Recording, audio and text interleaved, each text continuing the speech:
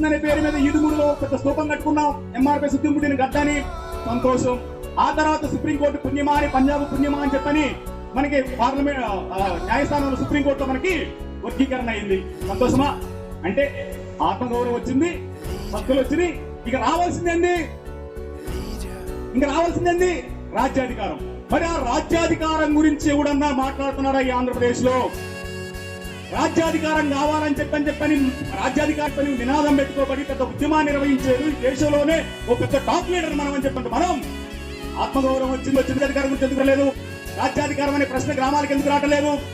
దౌర్భాగ్యంగా నువ్వు కమలశ్రీ అని ఒక అవార్డు తీసుకొని, ఆ అవార్డు తీసుకున్న తర్వాత ఎస్ఎస్టీ కేసుల గురించి మాట్లాడే దగ్గర ధర్నాలు చేసే పరిస్థితి నువ్వు దిగజారేవంటే ఈ రోజు రాజ్యాధికారం కోసం ముందుకెళ్తున్నట్టు లేనట్టు మనం.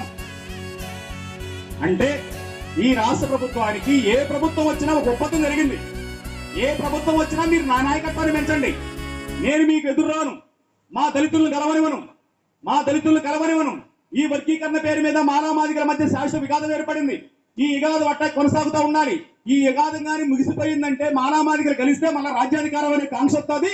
ఆ రాజ్యాధికారం అనేటువంటి తపన వచ్చిందంటే మీ అగ్రకుల రాజకీయ పార్టీలు లేకుండా పోతాయి. కాబట్టి మీ అగ్రకుల రాజకీయ పార్టీలు శాశ్వతంగా అధికారంలో ఉన్నారంటే నేను మీకు బానిసలాగుంటాను, మీరు నా నాయకత్వాన్ని మాత్రమే ముందుకు తీసుకెళ్ళండి అని చెప్పని చేసుకోబడిన ఒప్పంద కారణమే ఈ రోజు మనకి రాజ్యాధికారం అనే పదము వినపట్టలేదు. నేను